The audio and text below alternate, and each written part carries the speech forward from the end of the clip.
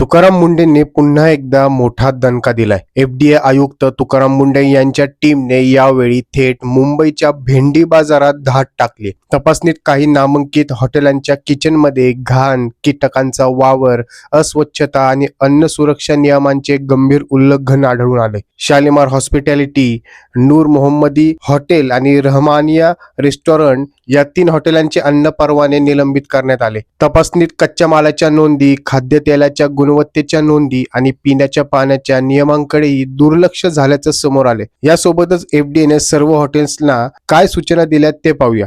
ग्राहकांना मोफत स्वच्छ पिण्याचं पाणी द्यावं, शाकाहारी आणि मांसाहारी अन्न वेगळं ठेवावं, जळालेल्या तेलाचा पुन्हा वापर करू नये, वृत्तपत्रात अन्न पॅक करू नये आणि किचनमधील कर्मचाऱ्यांची नियमित आरोग्य तपासणी करणं बंधनकारक असेल. एफडीएचा इशारा स्पष्ट आहे. नियम मोडाल तर कठोर कारवाईला समोर जावं लागेल. तुकाराम मुंढेंच्या या कारवाईला तुम्ही 100 पैकी किती गुण द्याल?